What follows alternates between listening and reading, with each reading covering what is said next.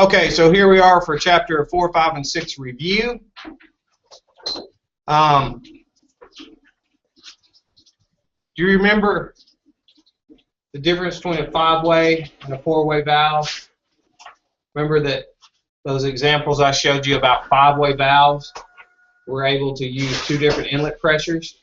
You remember some of those examples where you could have 2 different inlet pressures on a 5-way valve?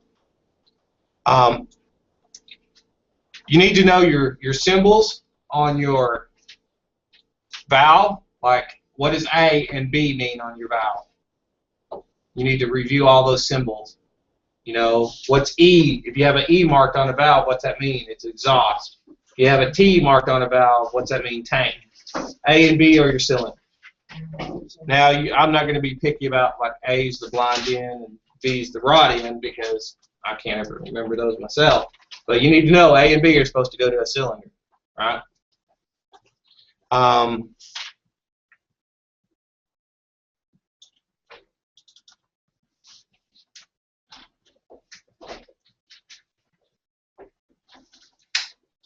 You need to know that about direct acting valves.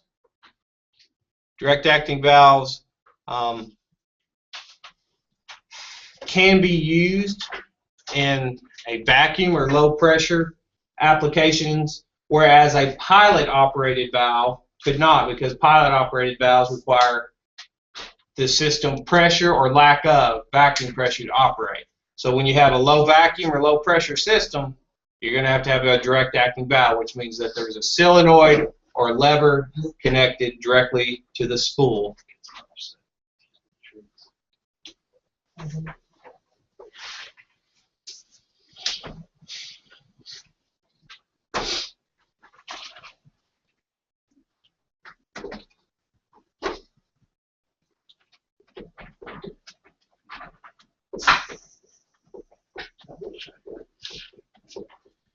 Now you know that air cylinders, air is compressible. One of the major disadvantages of an air cylinder is if the load changes while it's connected to the air cylinder could move, because if you overcome the system pressure, it'll start dropping down, right?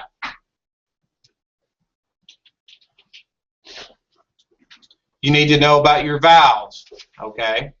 You need to know the difference between a float center, a closed center, and a tandem valve. You'll have to be expected to know those. Open center, closed center, and tandem valves. You'll need to know how they act. Which question is that on the review? On the review? 13. I don't know. Go ahead and start it. I'll look this up.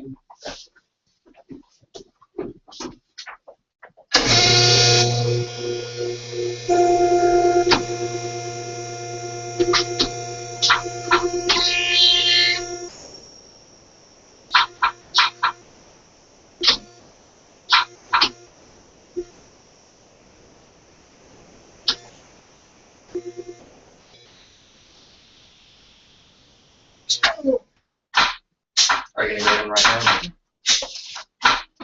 No, if it's the way you want it, leave your paper up there. I'll write it. Okay. I'll write my name on it. Write your name on it.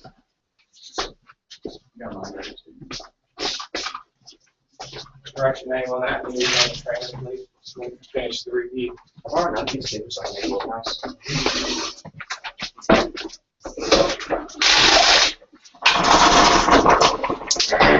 Woohoo! We're doing good. And we're just doing a review right now. I'm just going through the screenshot. Right. It looks like we got it.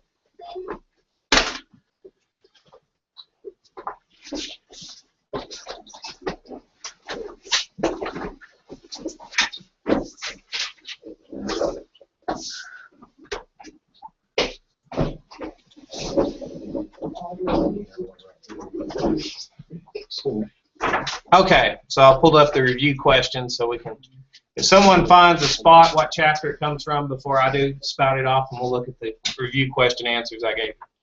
Okay, something that covers that topic. These are posted online for you. Okay.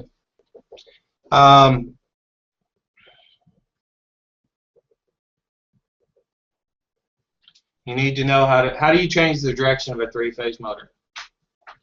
Change any of the two leads. Swap any two leads. What chapter are you on now? I can't. I get them mixed up, so I don't know. It was in there somewhere. It's probably under pumps, which would be chapter 4. Will you repeat the question? How do you swap the direction of a three-phase motor? You swap any two leads. If you're going to be in anything to do with industrial, you should know that. That's like common knowledge. So, regardless of what chapter it's on, it's common knowledge.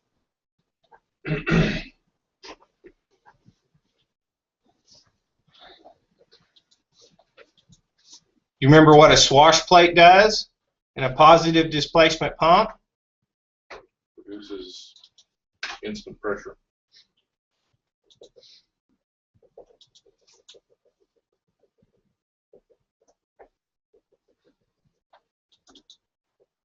Well, in a swash plate, when the pressure rises, the swash plate begins to activate. Okay? If you don't remember, all you have to do is look right here.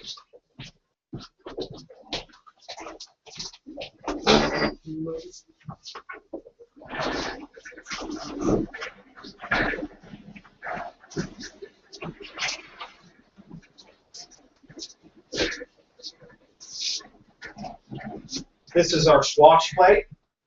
It just stays in its normal operating position. When pressure rises above the spring tension on the swash plate, it begins to move. Okay?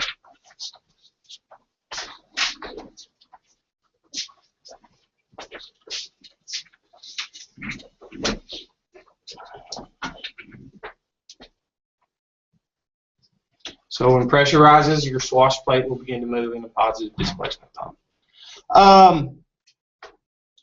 You need to know the rule of thumb of 1500. Rule of thumb of 1500, which states that one drive horsepower must be available for every combination of PSI and GPM, which multiplies to 1500. And that happens to be right there on the page. Right here. So you need to know that.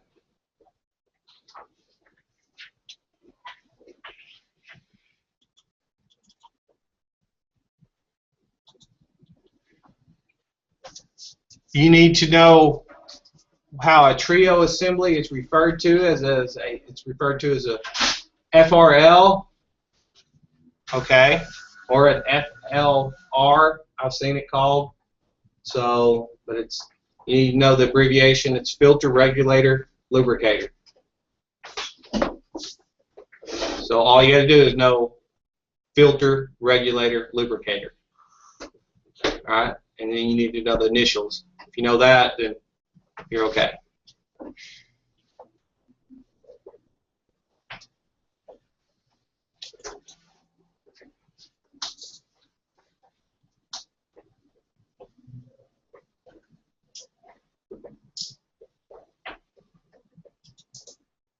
I assume it's at 50 question time.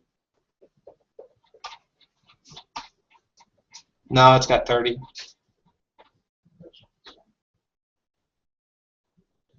A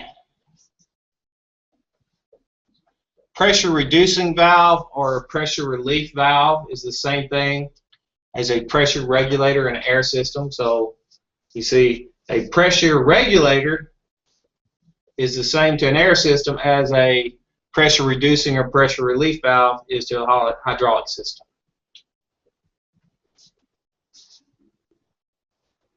You need to know the uses of a hydraulic accumulator, which would be 6.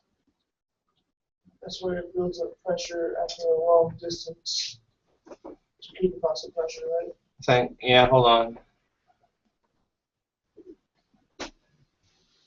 Usually has a spring in the bottom of it.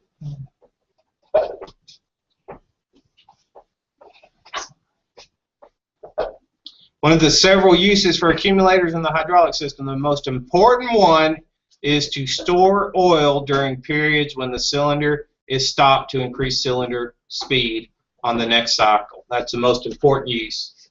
And that is question 21, chapter 6.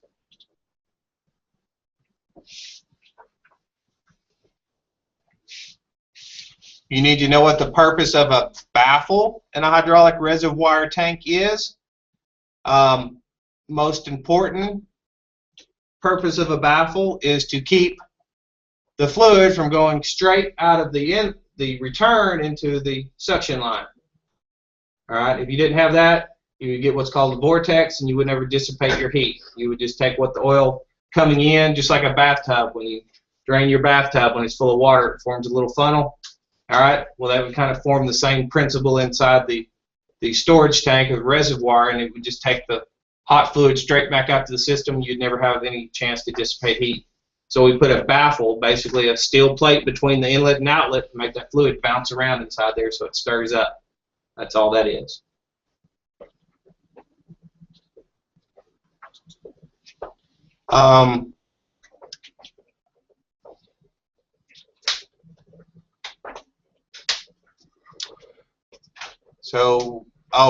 Remember, you need to study what the symbol letters on a valve mean, like A, B, E, and T. A and B are cylinders, E is exhaust, T is tank, and P stands for the pressure side.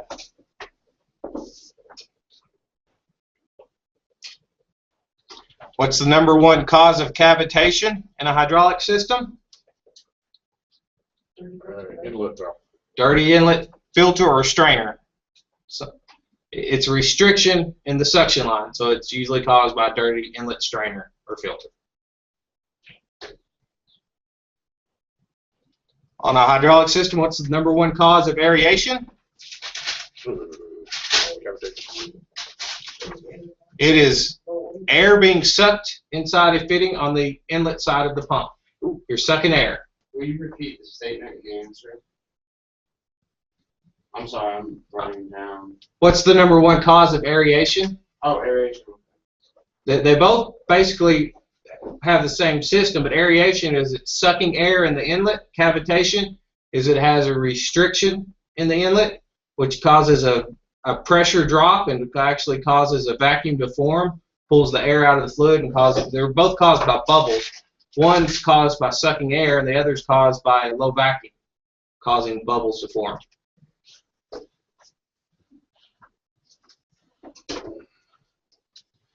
You remember we talked about an impeller type pump, okay, for moving fluid, like a water pump. Remember we talked about the gasoline power pumps, you know, the mud pumps. Closed system. Yeah, they're not very suitable for hydraulic systems because they're not sealed. Fluid can simply go around them, so they're not very suitable for modern hydraulics. They have used them in the past, really old hydraulics, but because they have an impeller, and if you don't know what it, just think of a propeller like on a trolling motor, okay?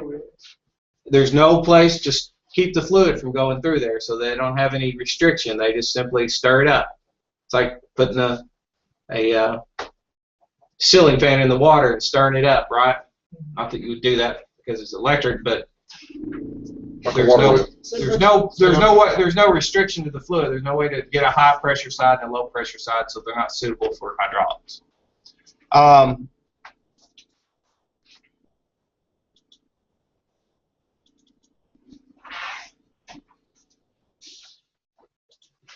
Now,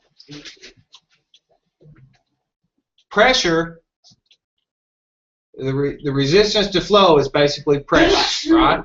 Pumps make flow, not pressure. But when there's no flow, resistance to flow builds pressure. All right? So that's basically pressure is a result of resistance to flow. How do we measure flow? Gallons per minute. Gallons per minute. That's how we measure flow. You don't understand that principle? If you have a 1 gallon per minute flow rate and you take a hose loose and you put it into a 5-gallon bucket, within 5 minutes it will pump 5 gallons and fill up the bucket. 1 gallon per minute. If it flows for 5 minutes, it will spit out 5 gallons.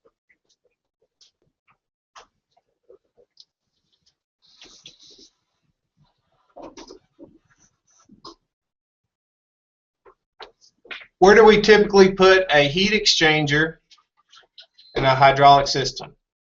Before it goes in the tank. It is on the tank return line. So it's all because that's where the heat's built up, so it's on the tank return line.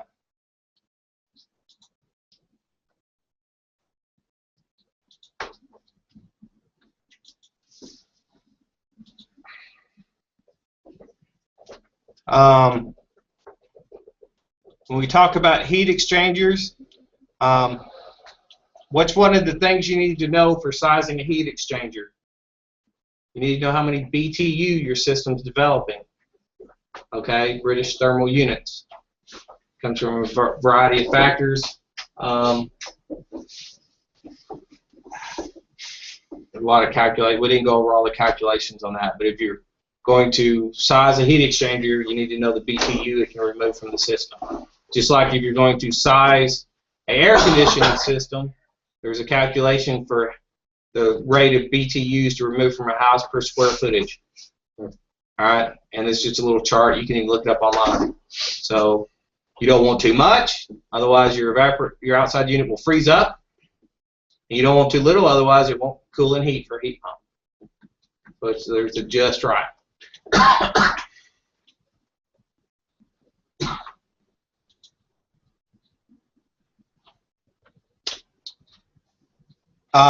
Now there are some just completion short answers on here.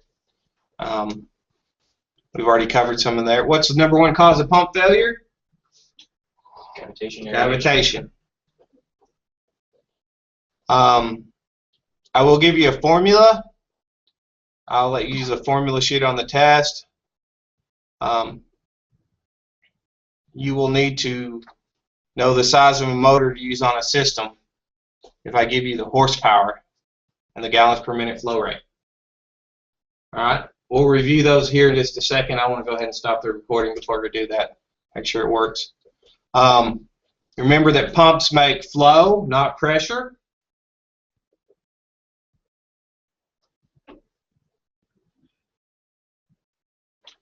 How do we know the appropriate direction of a hydraulic pump? Because they all have a direction, right? How do we know what direction they're supposed to turn? There is an arrow on there that says it must turn this way.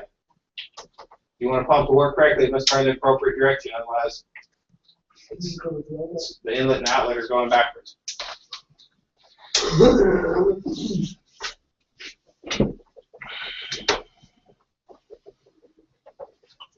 You remember the sizing for gallons per minute of the reservoir?